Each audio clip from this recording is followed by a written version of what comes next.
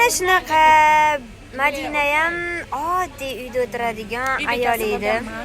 Bizda deyarli hammalari uy bekasi, lekin mutaxassisligi apteka sohadamidi? Shunaqa formativ, o'rta maxsuslik ham formativ, oliy ma'lumotli ham, buxgalteriya qizlar. Diplom kerak emas bizning ishga. Oddiygina 11-sinf bitirib turib turmushga chiqib ketgan bo'lsangiz ham bemalol bizning kompaniyada ishlasangiz bo'ladi. Kompaniyada mana katta pullar bor. Pullarni olish o'zingizlarning qo'lingizda qizlar. Tez harakatinglarni qilinglar.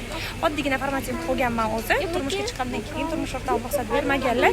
Uyda o'tirib nima qilishni bilmaganman. Shu kompaniyaning ichiga shunaqa qilib, nastavnigimni topib, o'zim meni registratsiya qilib qo'ying deb уже сразу ish boshlab, nima qilishim kerak, qanaqa bonuslar olishim kerak deb tavakkal kirib ketganman. Mana hozirgi kunda afsuslanmayman. Natija super. Topib kelgan nastavniki kim bilasizlar? Mana mana qiz bor-ku. Mana mana qiz. Ulardan oldin Dalimova Muazzam. Dalimova Muazzam ustozim.